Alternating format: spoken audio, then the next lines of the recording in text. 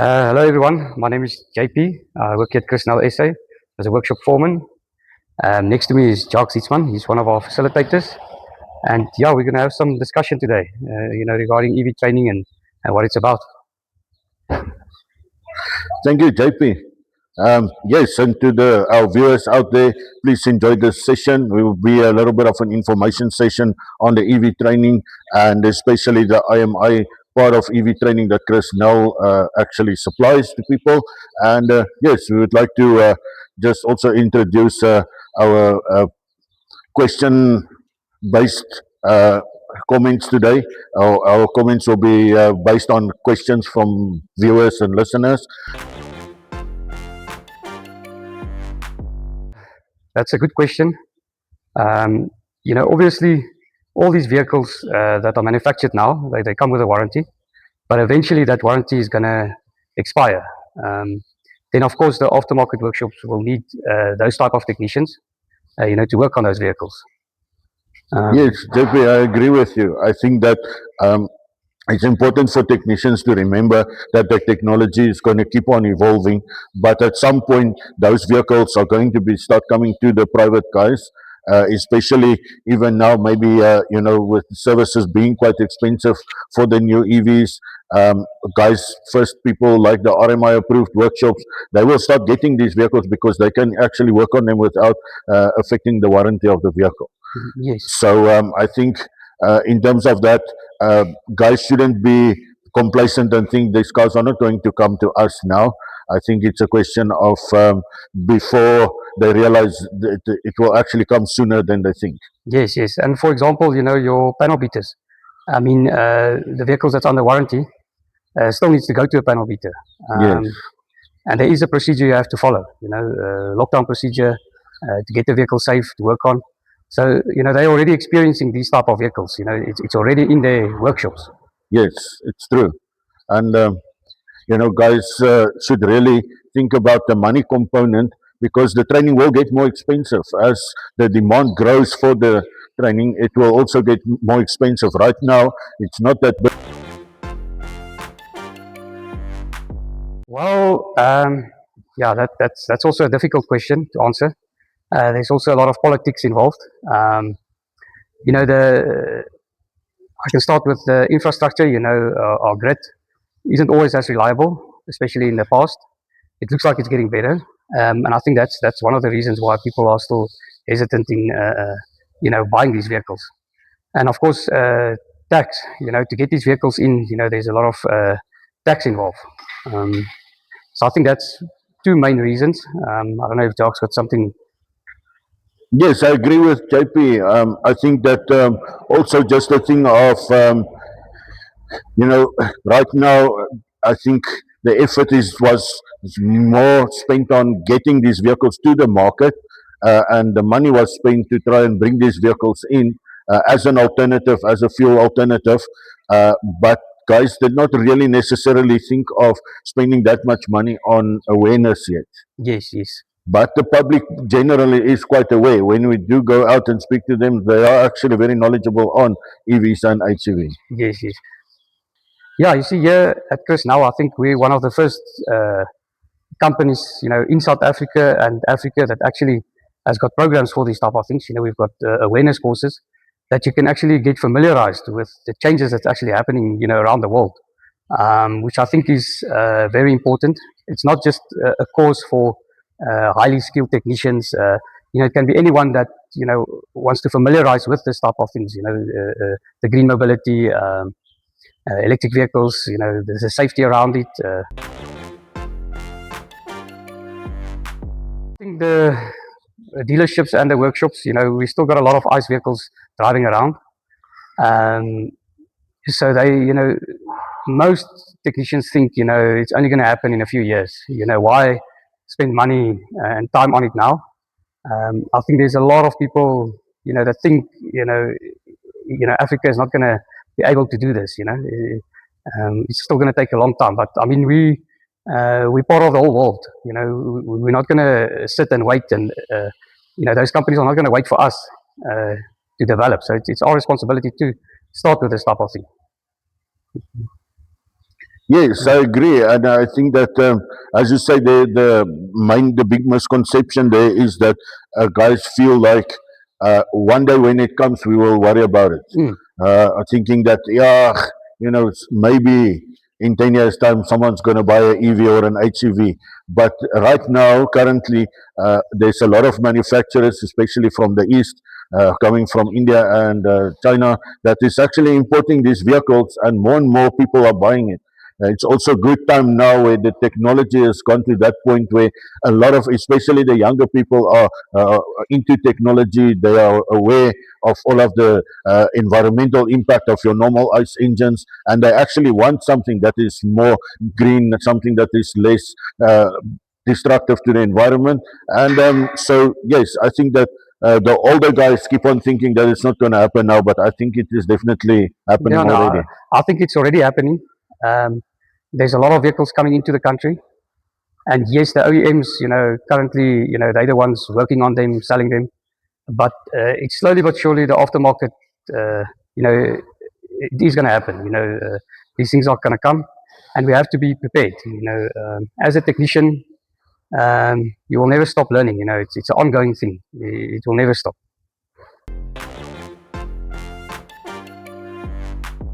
A lot of technicians scared.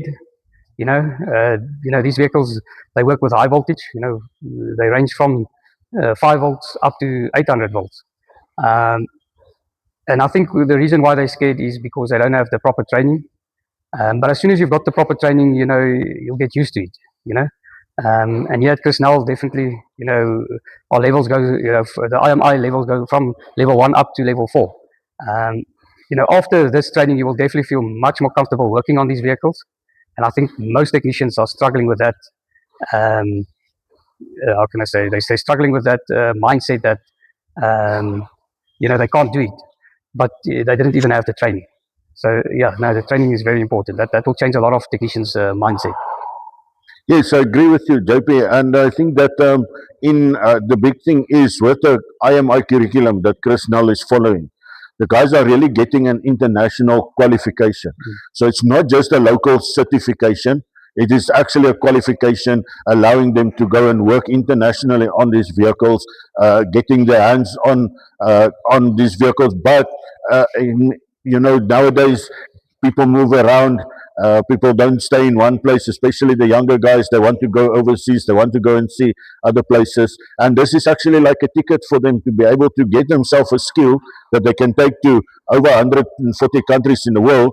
Yeah. And they go with that qualification, and they can basically look for employment there just with this certificate. So I think in terms of that, although the guys are a bit I would say start with level 1 and 2, because safety is priority. On these vehicles, like I said, it's high voltage.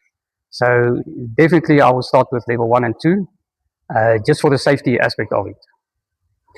Yes, I agree with you. And from my personal perspective as a facilitator, definitely the level 2 covers a lot more of the theory part, whereas the level 3 is now more concentrating on getting you ready for the practical part.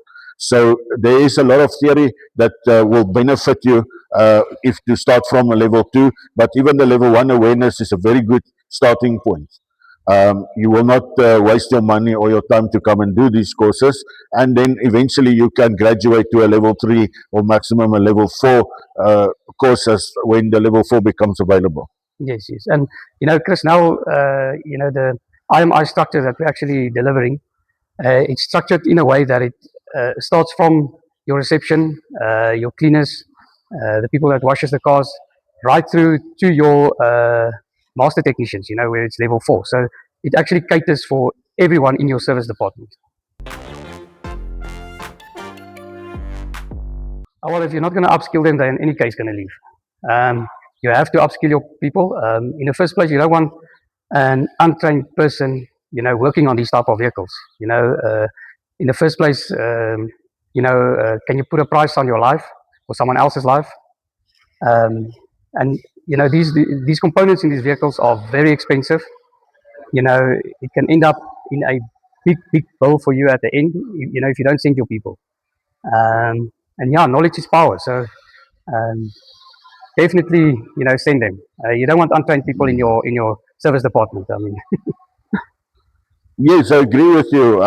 It's you don't send a baker to go and fix the electricity at home. yeah, It's the same thing. You cannot use, or if you use an unskilled person, your chances of getting more damage or it costing you more than the initial cost of the training is definitely there.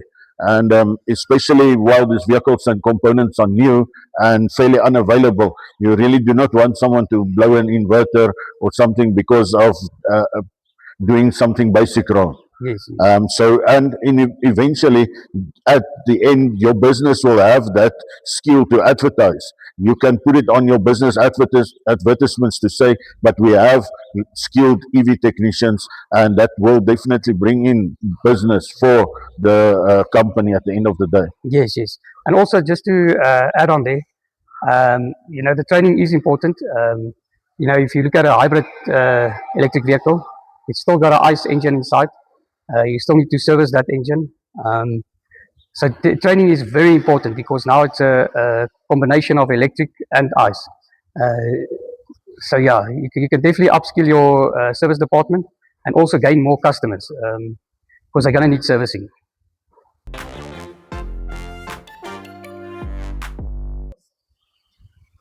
Yes, yeah, like we explained now, if you must compare the training, training is as soon as you qualify here at Chris Nell in your levels, you've got that certificate for life.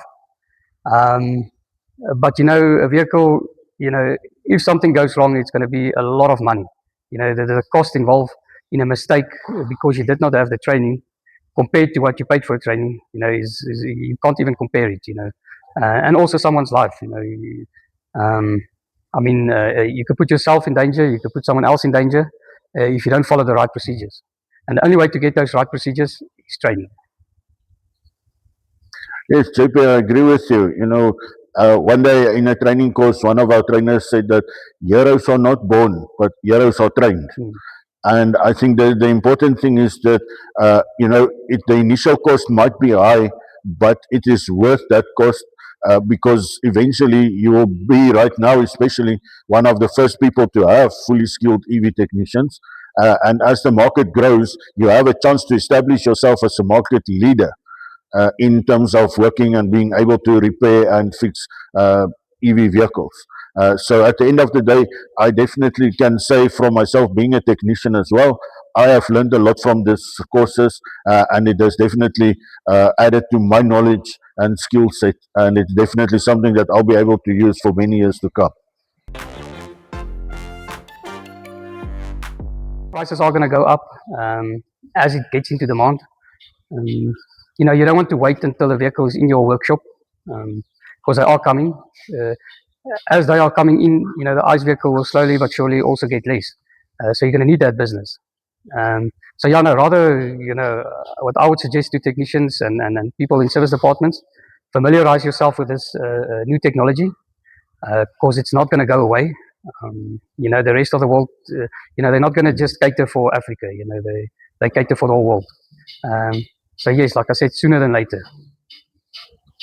Yes, I think from my side as well, here at Chris Nell, we have a variety of things that we train the people with. We have some simulators from the Lucas Miller Group, and we actually have real life EVs and hybrid vehicles that the guys get to work on.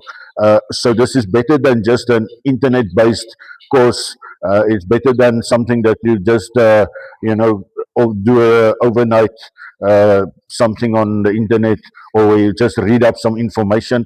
This is actually a hands-on training course. It is worthwhile, but do yourself the favor, contact us, come and see our facilities, come and walk through it with us, talk to the facilitators. We are really trained people, but we are industry professionals. We are not just hired to be trainers with only a trainer qualification. We are actually all qualified technicians. And therefore we know where the pitfalls are, and we can help guys with all the technical information. But if you come visit us, we are not that far away, and actually we've had visitors from Cape Town for the day. So come here, take your time. It is still cheaper than going to China or to the UK or Europe for the training. Come and see the facilities for yourself. Speak to all of us and make your decision.